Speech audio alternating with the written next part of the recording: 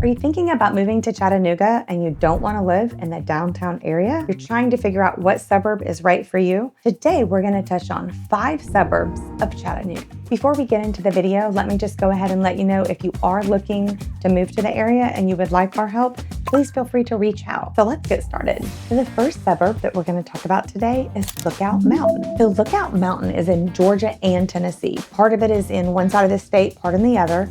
And it is anywhere from 10 to say 26 minutes from downtown. You could be all the way on the one side of Lookout, take you 26 minutes to get there. If you kind of closer in, maybe as less as 10.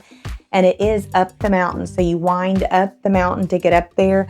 It is also home of my favorite tourist spot in Chattanooga, which is Rock City. Absolutely love it. They have the most beautiful Christmas lights, but Lookout Mountain is a beautiful place, fairly close to downtown, and it is an amazing suburb. So touching on a few things to do on the top of Lookout Mountain, the amenities that we have up there are Rock City, Ruby Falls. We have Point Park, which is a historic spot with a wonderful overlook, little miniature museum to go in and learn a little bit about the Chattanooga history.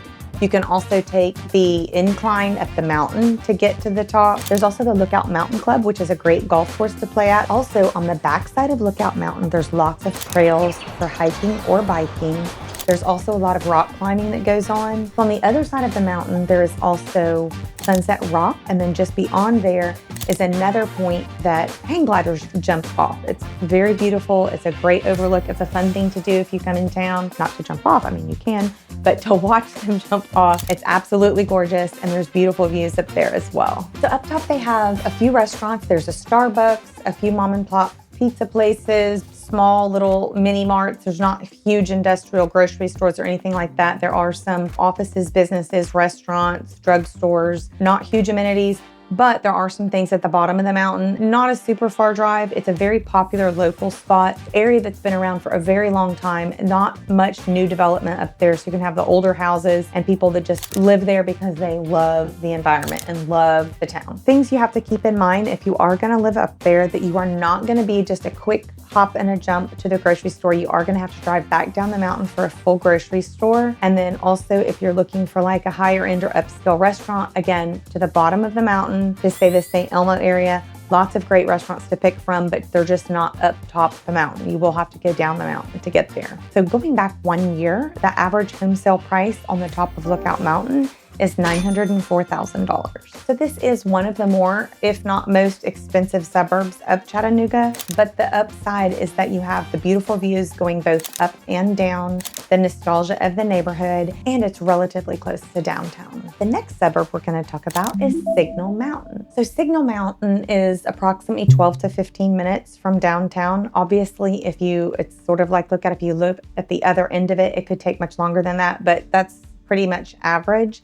It is a winding, curling road that goes down the side of the mountain. Or I said, it has nice views, but it is a winding road. Could be a little tricky with snowy or rainy weather. There's a couple of smaller grocery stores. There's a pharmacy. There's a handful of restaurants. Not a ton of entertainment or extracurricular activities other than just like the schools, the baseball fields. There are some hiking trails and biking trails, not like actual tourist attractions, etc., which may be a plus that you don't have the tourists coming up and down, but it is a nice, quaint town, very close to downtown. There's also a Walmart at the base of Signal Mountain with a few other restaurants as well. A few other things to do in the outdoors. There is a golf course. There's a public pool. There's several walking trails. There's actually a few waterfalls and hikes that you can go to get there. So lots of other things in addition to the normal school parks and places.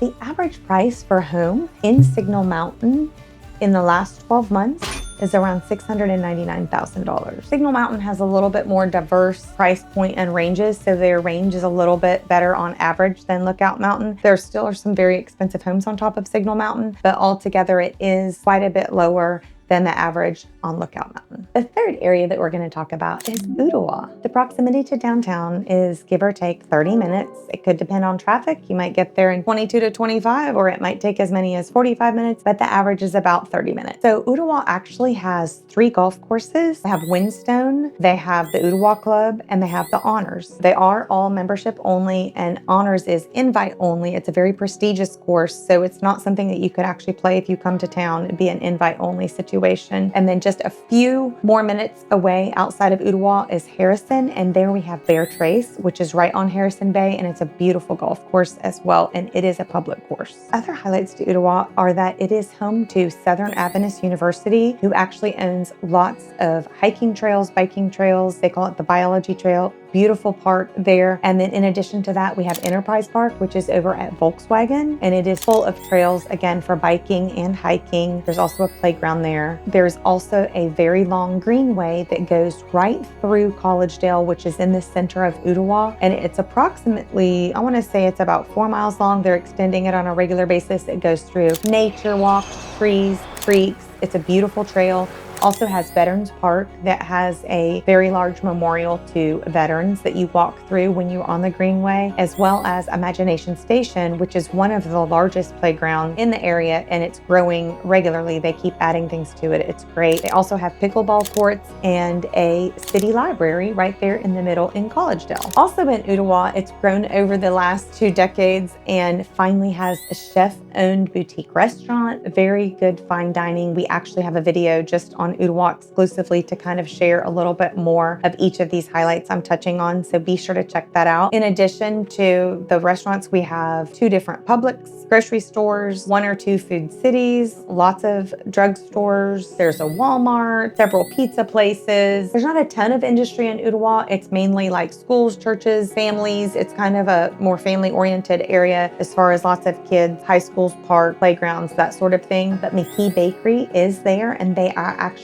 home and creators of a Little Debbie snack cake. The average price is a little bit lower than the areas we've talked about. In the last 12 months, the average home sale price was $520,000. We have a wide range of options for home sale prices in Ooltewah, in addition to multiple apartment complexes. So whether you're renting or buying, you'll have lots of options there, and you'll have them on every end of the spectrum. So you'll have, home sale prices as low as in the 300s, and on up, we do have mountaintop and bluff view homes or golf course homes, as high as $2 and $3 million. The next suburb that we're going to speak about today is East Brainerd. East Brainerd can be anywhere from 10 to 25 minutes to downtown, just depending on where you're at. For the most part, it's a fairly close-in location. There are a few outskirts that might take you a little longer just with the local traffic, but it's not that far of a drive. So the big draw to East Brainerd is the Hamilton Place Mall, or the Hamilton area. That is the largest mall in Tennessee, last time I checked. I know malls aren't super popular, but this is one that continues to strive and grow. It has lots of anchor stores like Dick's and Belk and Dillard's. Nothing super fancy or high scale, but it is a very good mall. It is surrounded by stores and restaurants. You're going to have Whole Foods, Trader Joe's, Aldi, Fresh Market, Best Buy, things like that. That's going to all be right there at the mall. Home Goods, Target, Walmart. Did I leave anything out? We've got the Olive Garden, lots of different Mexican restaurants, sports bars, Cheesecake Factory. We have movie theaters, tons of hotels. That is like the more city center sort of Chattanooga. Obviously we have the downtown that's more of like the metropolis, but East Brainerd, Hamilton Place Mall area is sort of like the heart of Chattanooga. This area is a little bit more diverse, and it has some older homes mixed with new, not as many new, but the average price in the last 12 months was $420,000. So in addition to that, East Brainerd area also has a handful of golf courses. So Council Fire is a very popular one. It is members only, and it is in the Council Fire neighborhood. And then also you'll have 2 public courses, Concord and Brown Acres. There's a few a little more extended out, but the ones that are like actually in the East Brainerd area, that's pretty much what you've got. There's also some parks that you can enjoy. There's Heritage Park with playgrounds and some walking trails, and a few other places that are similar to that. But for the most part, it is stores and restaurants. The final suburb that we're going to talk about in this video is Hixson.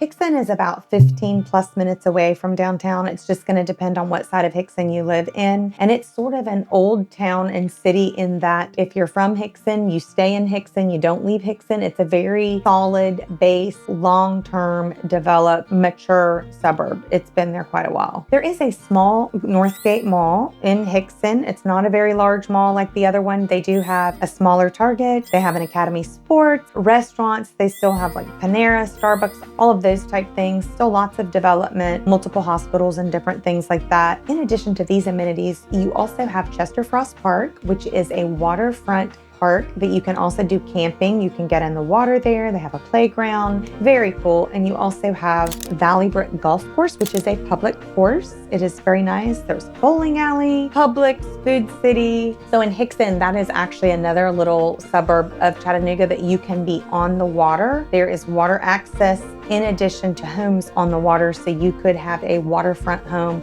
in Hixson. The average home sale price in Hixson over the last 12 months was $390,000. I would say the average price is lower because some of the homes are older or smaller and been there a little bit longer, but there are some newer neighborhoods that are coming to the area, as well as some larger homes. So it's still a diverse makeup of the different types of homes in Hixson, but it does have a lower overall average compared to the other ones we've spoken about. So this could be a good thing for you if you want to get a little more bang for your buck. Hixson could be a good place for you to start looking. Thanks for watching. I hope that this video helped you find which suburb in Chattanooga is a good fit for you. If you have any questions about the area or finding your dream home, please reach out. Be sure to like and subscribe so that you don't miss any future videos that we make about Chattanooga, and be sure to also check out any other videos that may more hone in on what you're looking for in our area. Thanks for watching, and we'll see you in the next one.